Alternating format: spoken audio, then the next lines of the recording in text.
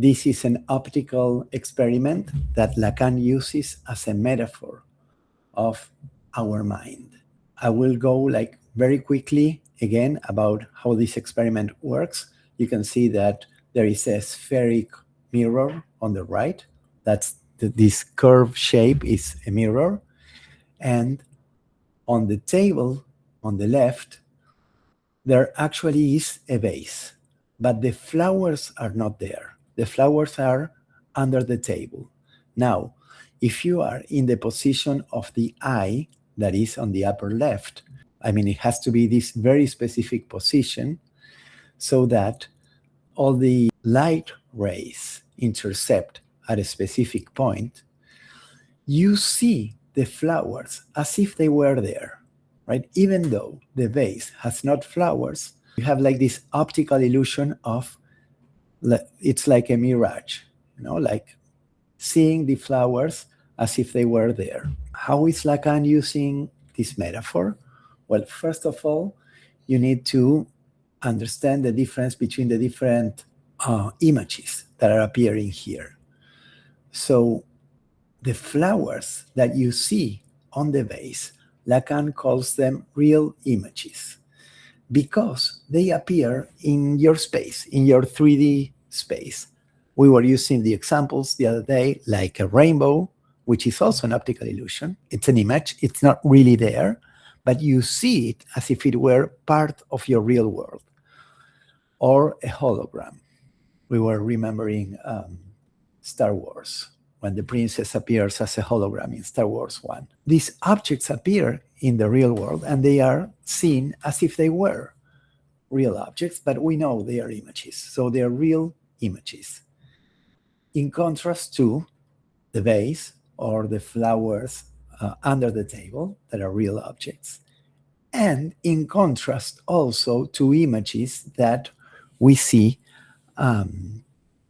in, for example, a flat mirror or on the computer screen that are not part of our real world. And it's easier for us to understand that these images are virtual, that what we see on the other side of the mirror is not incorporated in our 3D world. So Lacan is using this in an exploration to try to explain what he means by the three registers and how they connect with each other. The three registers, like the most famous concepts in all of Lacan's work: the symbolic, the imaginary, and the real. For now, at this point in Lacan's work, we are satisfied to understand the real as more or less similar to reality. When we say the real, we say real things. We were saying also in our last session that this actually is much more complicated in Lacan's work. And actually, he makes a very sharp distinction between reality, which for him belongs more to the imaginary, and the real. But that comes later in his work. So for now, we don't worry about the real. And when he's talking about the real, we just think reality. But he's more interested here in the articulation, the connection between the imaginary and the symbolic. So if we take the eye on the upper left as a metaphor for the subject, this subject has to be at a specific point. And this place of the subject, we could understand it as the symbolic. And I will make a quick analogy so we can make sense of this. If you are a subject that come to a family, you are born into a family in which you receive a name, you are treated with love, there is a specific place for you. You are, for example, the first female in the series of siblings, or you are told by your family that you are very similar to Uncle George.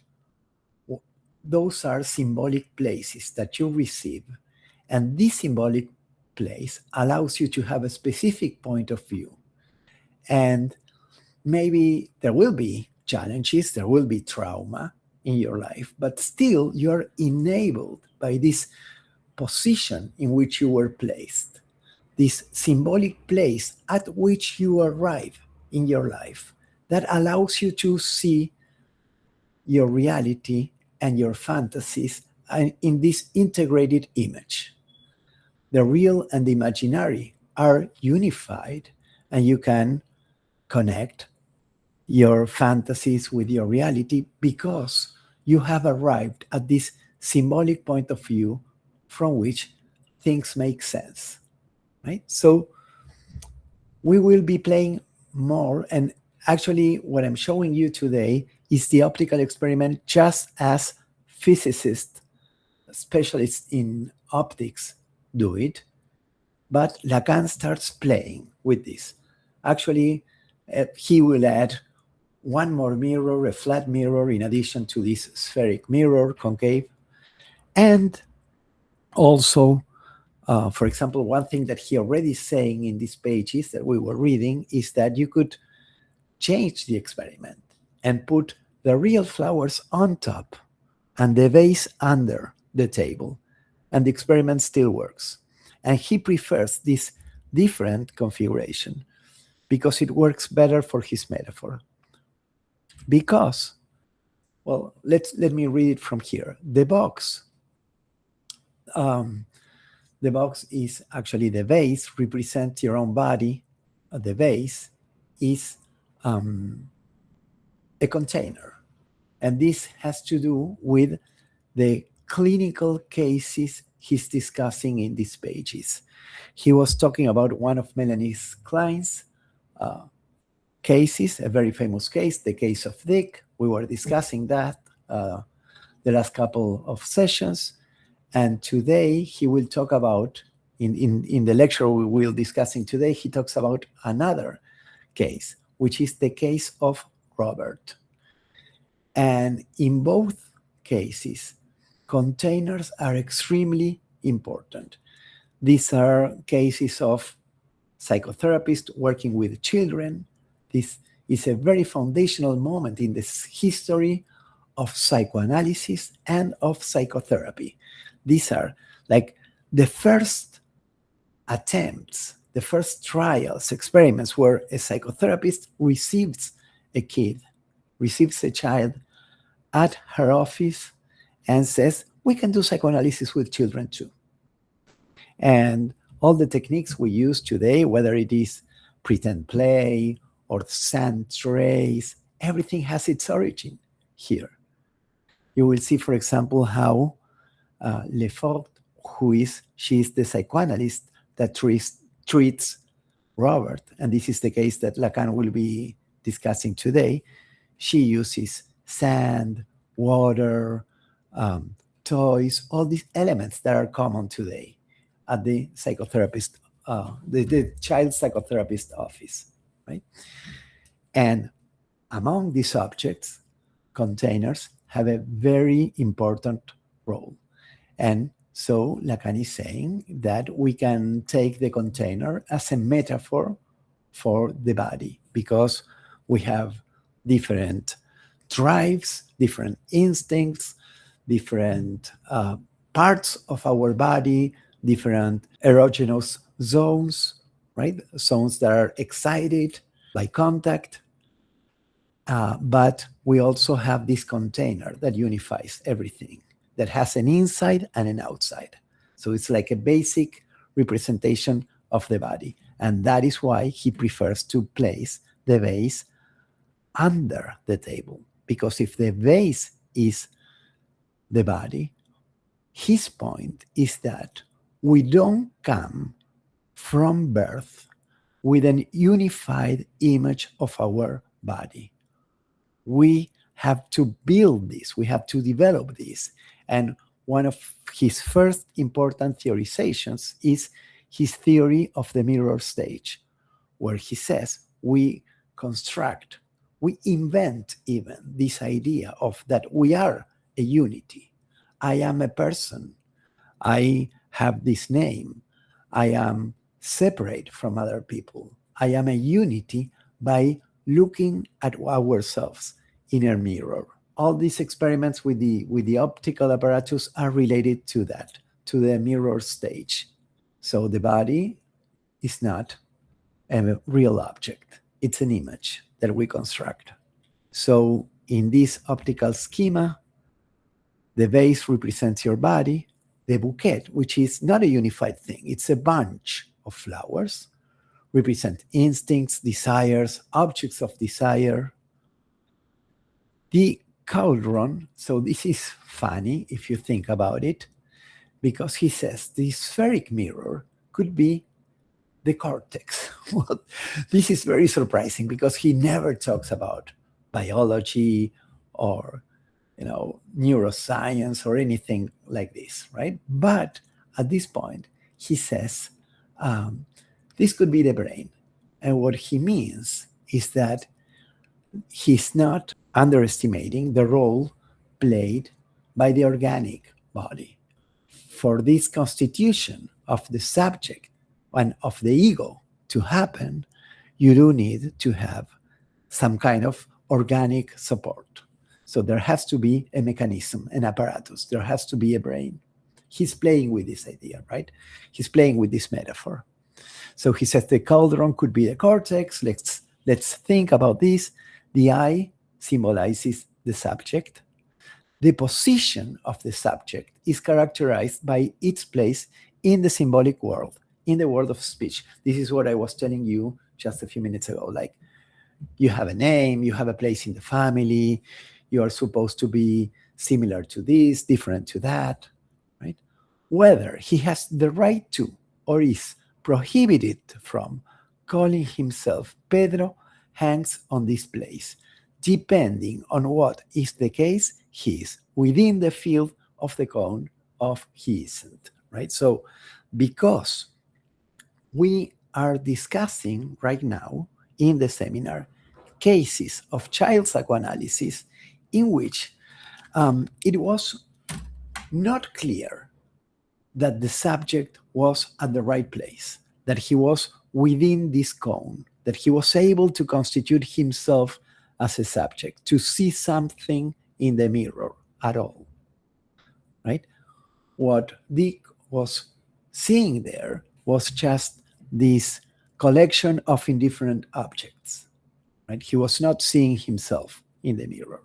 He says, the process of this physiological maturation allows the subject at a given moment in his history to integrate effectively his motor functions and to gain access to a real mastery of his body, except the subject becomes aware of his body as a totality prior to this particular moment. So here in the seminar, he's summarizing something that he says in his article on the mirror stage, and that is that the human baby is born premature, right? There is a prematuration. We're born too early. If this is the typical example that if you see horses when they are born, just a few hours after they are born, they're standing, they're walking, they're quite autonomous. And this is almost for all mammals.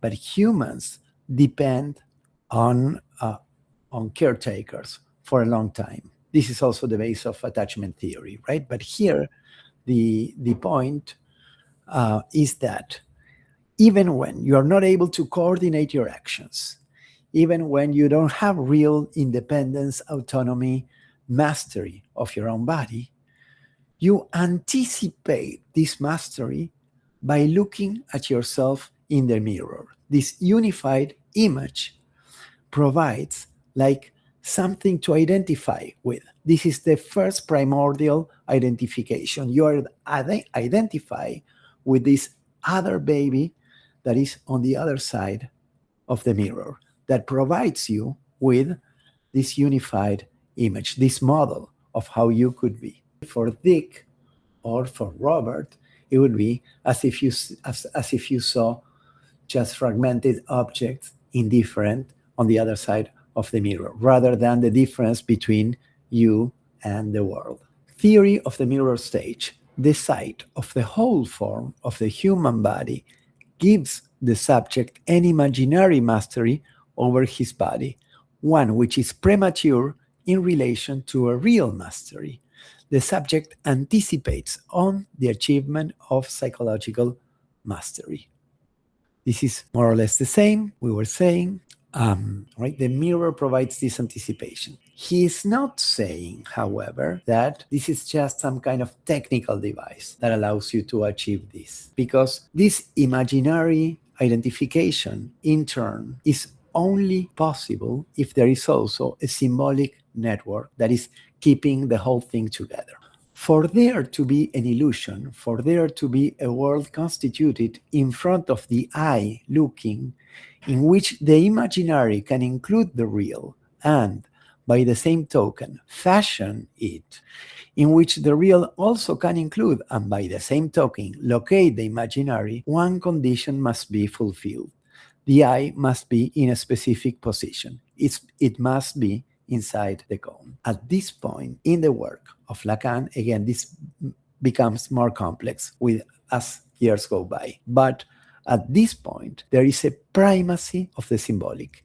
Even though he is trying to articulate the three registers, there is something real in the world, there is this fantasy world that is essential for human beings. We know that we cannot be humans without having imagination and fantasies and looking at people in a certain way and being looked at in a certain way. This is part of who we are.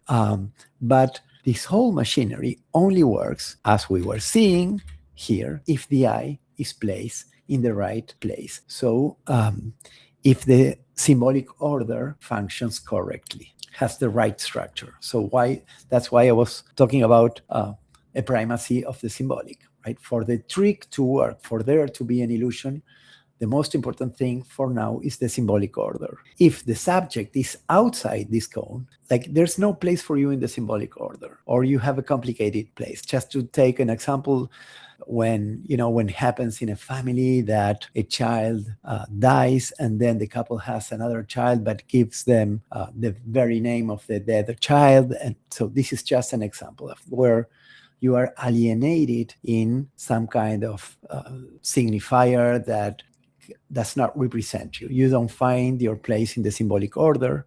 So you are outside the cone. You are out of focus. You will no longer see what is imaginary.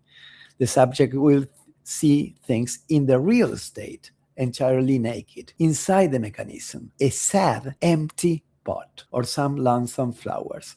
In other words, what you don't get is the superimposition, this juxtaposition of the real image and the real object, the flowers and the pot, the body and its drives, objects, desires, right? Reality becomes flat. Lacan says, this is the original adventure through which human beings, for the first time, a human being has the experience of seeing himself, of reflecting on himself, and conceiving of himself as other than he is. An essential dimension of the human, which entirely structures his fantasy life. The image of the body, if we locate it in our schema, is like the imaginary vase which contains the bouquet of real flowers. So the thing is, because there is this symbolic order, you see yourself in the mirror, but this doesn't mean that then you become a whole, complete, authentic being, right? Actually, this very experience that constitutes you as a human being is also an experience that creates alienation, because now what you're doing is looking outside, looking, for example, at other people as people with whom you can identify. Friends that you admire, friends that you hate, or that you envy, or you compete against. You have idols, models, and basically you are alienated in an image and in a discourse that is provided by the other. So actually this schema, at the same time that gives you unity, alienates you. Okay, so this is more or less where we were. And now Lacan calls Rosine Lefort to talk about a case. This is the case of Robert, who is a 4-year-old, almost 4-year-old patient. When she starts working with him, this is an institutionalized child who had been abandoned. And I cannot go in all the details. It's a very long exposition and there are lots of details about this case, but let's take like the most important things. She says the child doesn't speak, only says two words. He says madam and he shouts wolf, especially when he's agitated or suffering from anxiety. He tends to shout this, the loup, the wolf, the wolf. And she says he doesn't have a stable body image. There's no constituted ego. So this is a child who enters the room, starts jumping all around, is chaotic in his movements, agitated, brings stuff to her, piles things one on top of the other, but she starts seeing some patterns. For example, he cannot tolerate the door to be open. If the door is slightly open, he goes and slams the door. He wants the door to be closed. The loop, the wolf, is another pattern, something that recurs. She tells us that this is a child that moved many times when he was living with his mom, and also goes from his mom to then he's institutionalized, then he's returned to his mother, then the mother abandons him. When she abandons him the second time, he's very severely undernourished. He suffers an otitis, has to go through surgery for both ears. Is a child who doesn't eat at some point, has to be fed by tube. Okay, so you can imagine an extremely traumatic infancy and early childhood.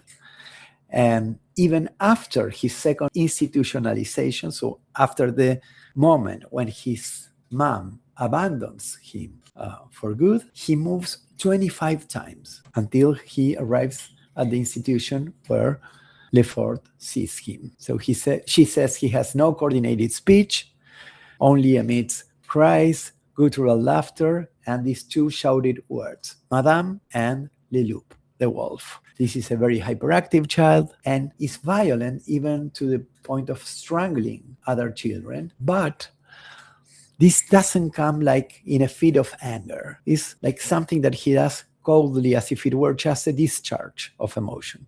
So you can imagine how difficult a case this is. And she didn't have all those books on child psychology, in a way, it's like Melanie Klein. She needs to invent something based on what she knows about psychoanalysis. I think Lacan is interested in the contrast between the way that Melanie Klein treated Dick and how Lefort is treating Robert. You might remember that Melanie Klein, the moment that Dick, who is also a child who's almost not speaking at all, not calling for help, not attached to anything, disorganized in his behavior. But the moment he arrives to session, Melanie Klein, you remember, says, oh, the big train is daddy, the small train is Dick, the train station is mommy, and little Dick is trying to get into mommy, right? So penetration of the little train into the station. So she's making very explicit interpretations from moment zero, like providing this Oedipal narrative to Dick.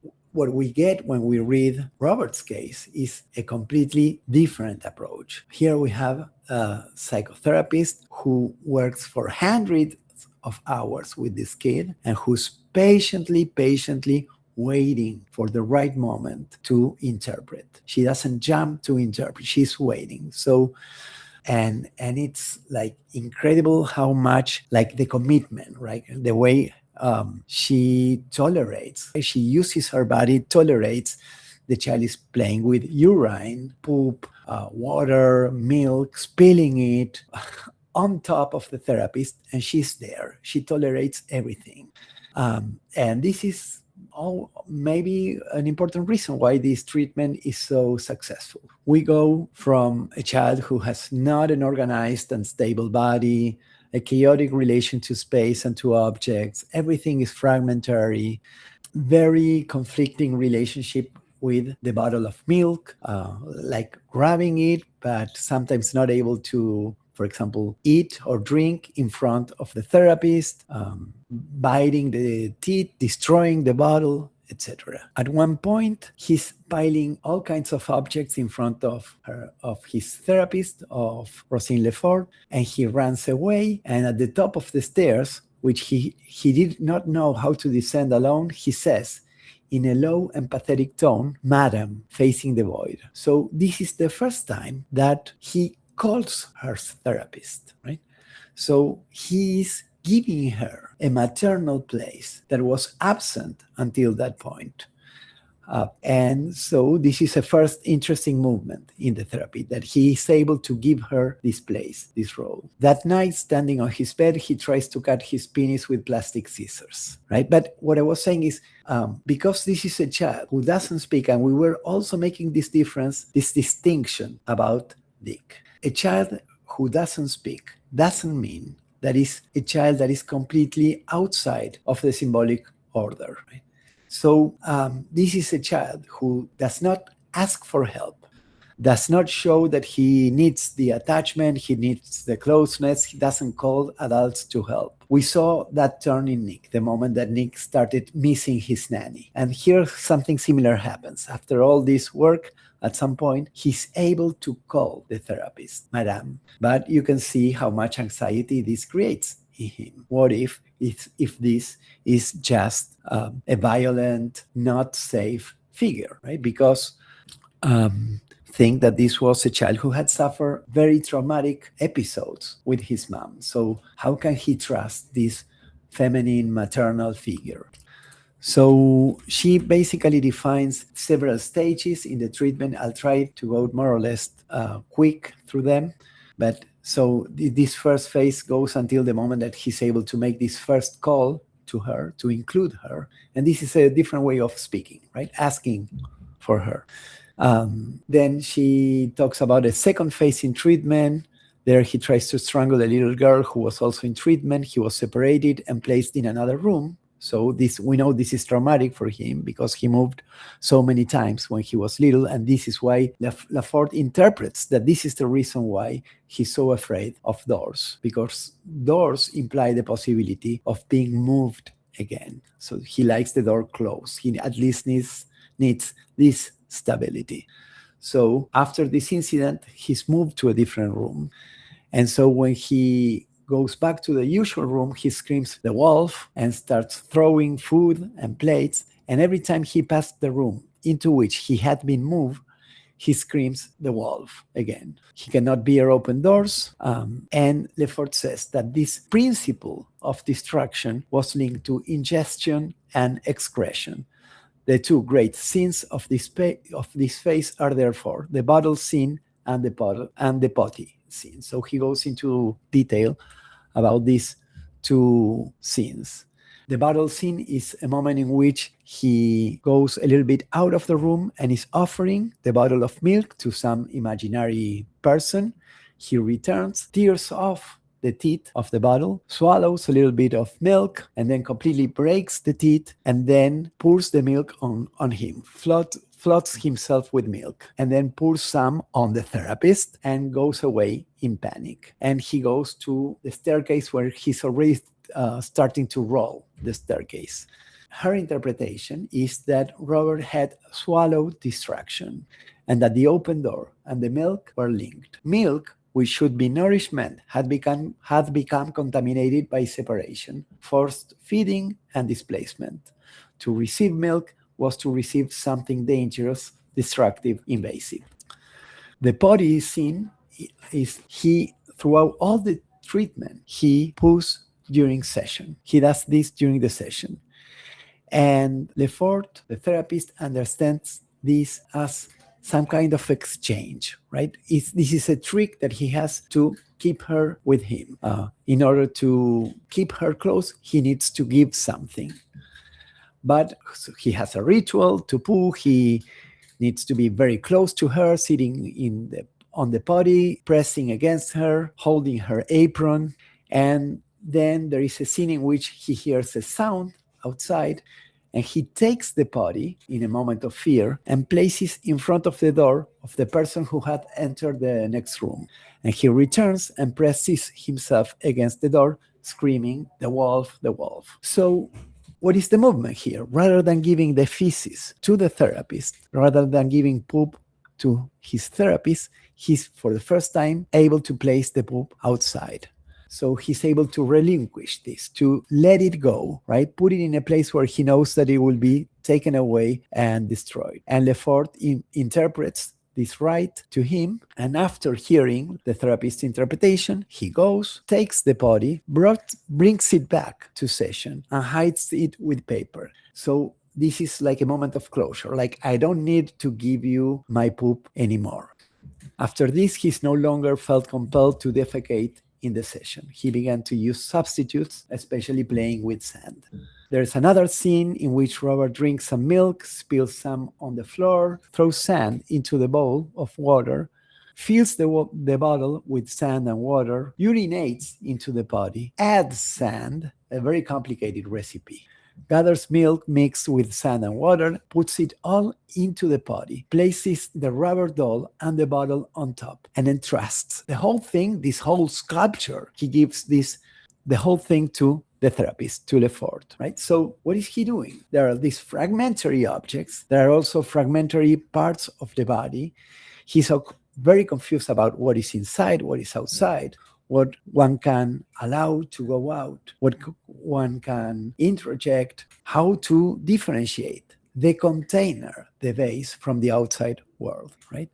And he's building this with the support of the therapist. So now he produces this unified sculpture and is able to give it to the therapist. Then opens the doors, returns with fear in his face, takes the bottle, breaks it in small pieces, gathers the fragments, and buries them in the sand of the body. Lefort reads this as an image of Robert himself. The body contains what goes into him and what comes out of him: milk, water, urine, feces, the human image represented by the doll, and the broken bottle. He is all these elements successively and simultaneously. His body is not yet unified. The contents of the body and the body as container are not clearly differentiated. The broken bottle represents the container destroyed and buried in destructive contents. The next day, he does this. Look, this is very important because it seems very chaotic, especially when you read it from the book. I don't know if this happened to you. Sometimes you're reading this description of the treatment and you don't get what's going on. But this is very clear. He has unified all these elements in a pile.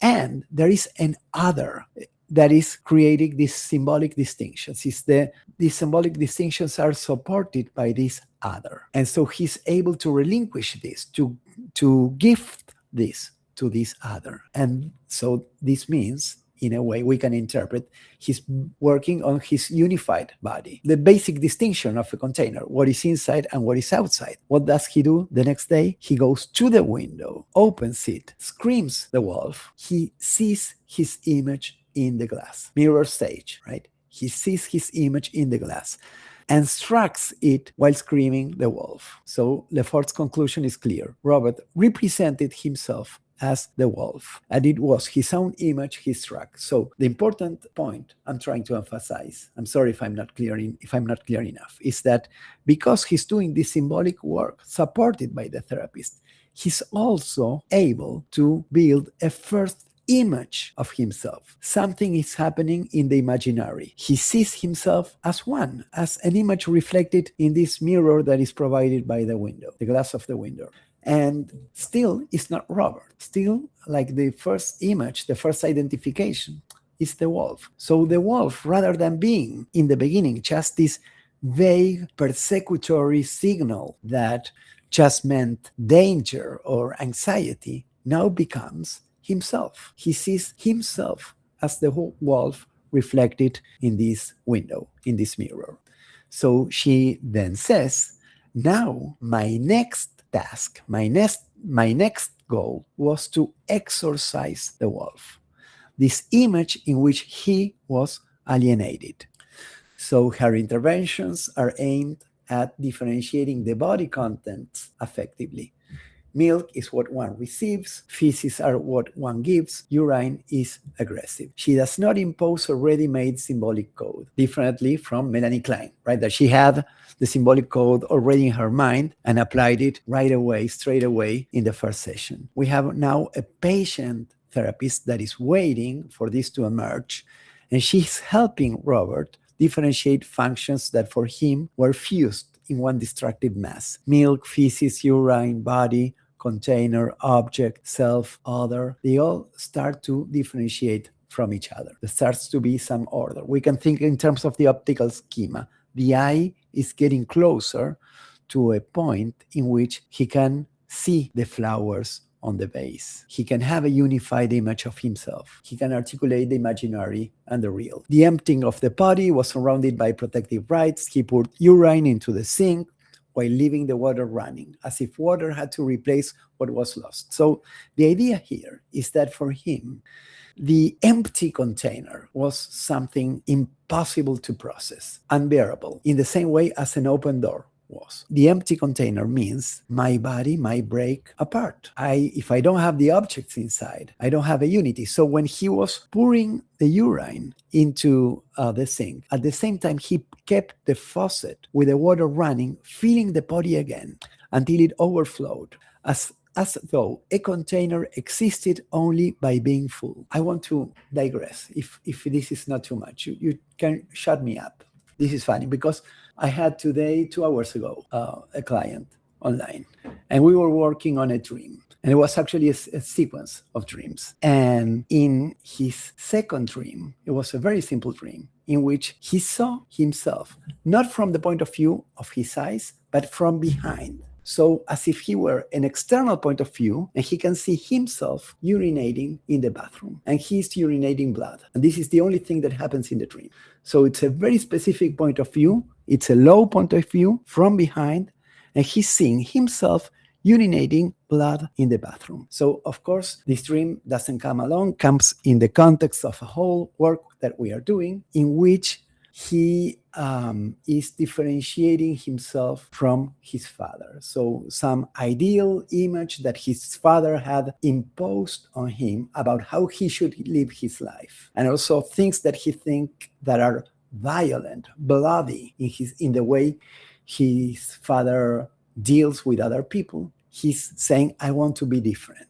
The reason why I don't want to get into the details of this client, but my point is this: even in high-functioning, quote-unquote, neurotic clients, intelligent people, they went to university, they are very intellectual, but still you'll find these basic movements of throwing away, expulsing, extrojecting, differentiating from something that you don't want to be a part of yourself anymore. And the opposite movement. It was very interesting because it's a series of 4 dreams. This is the second dream. The first dream is the death of the father. The second dream is him urinating in the bathroom. In the third dream, he is in a Greek tavern drinking wine and ouzo, I think it is ouzo, the Greek liquor, with 2 men who have more hair than his father and are younger than his father. So you can see the contrast is very interesting. Liquid is expelled. He's expelling the bloody element that contaminates him, that associates him with his father in the second dream. And he's incorporating these other liquors provided by other men that are other, like alternative models, right? So he's in a Greek tavern. He's interested in philosophy. So something's being expelled, taken away, thrown out from the body. And in the third dream, something is taken in, it's incorporated into the body. So I'm saying this because, again, we see now this play with liquids and fluids in this case of a child who barely can speak, who only understands a few words and pronounces only 2. But if we start working with the fantasy world of neurotic adults, high-functioning people, we will, at some point, find the same language of liquids and fluids and incorporating and expelling, rejecting, etc. Okay, so going back to Robert, the pot could only be real for him when full. Lefort's attitude was to show him that the pot remained after being emptied. That's her interpretation, right? Showing him, hey, it still exists after being empty. Just as Robert remained after urinating, and just as the faucet was not carried away by the running water. Robert has to learn the permanence of the container. The body must become something that remains when contents leave it. Something similar happens to him with getting undressed, which is like taking your container away. The object must become something that persists when its function is suspended. Eventually, he could return triumphantly with an empty pot in his arms. Lefort says he had acquired the idea of the permanence of his body. Just as Melanie Klein was talking about the function of aggression, of this sadism that is essential for the subject to be constituted, something similar will happen with Robert here. We'll return to this next time. And then the other important thing is that Lacan starts relating this to the superego. Rosine Lefort just finished explaining about this case, and then there is another person in the seminar, that is Hippolyte, a very famous philosopher, not a psychoanalyst, and he asked Rosine, why the wolf? Why Le Loup? Where did he got this from? And she gives two very interesting answers. One is, well, in one of these institutions, when they wanted to scare the children, they would say, behave or otherwise a wolf will come for you. Very common, right? Be afraid of the wolf. And the other thing is that the wolf appears in folk tales a lot and can be identified with the kind of mother that Robert had, like a mother that can swallow you or starve you, right? Can devour you, can make you disappear. So this kind of oral sadist mother, where he was at some point undernourished, another point he was force-fed with tubes, oral violence, oral aggression. This is where she believes the wolf comes from. And then after these two interventions, and again, we'll come back to this next week, Lacan talks. And at that point, he starts talking about the superego. Because we were talking about all the symbolic order, these nice distinctions that the therapist is making, helping Robert differentiate the self and the world. But he goes back to this terrifying element of the case, what was creating so much anxiety. And what he says is that what is creating anxiety is a brutal superego, a brutal command, a cruel, ruthless command that doesn't have any order, doesn't explain what the law is. It just scares you. And this, he says, it's like a primitive experience a child has with authority, with the adult. Before you understand the reason for the rules or how rules mediate between people and make you function properly in the social world. What you feel is this fear that you will be expelled, damaged, castrated. So this is what the meaning of the wolf represents, what it condenses. This primal fear, brutal fear that you will be devoured, you will be destroyed by this big other that appears brutal, unmediated here.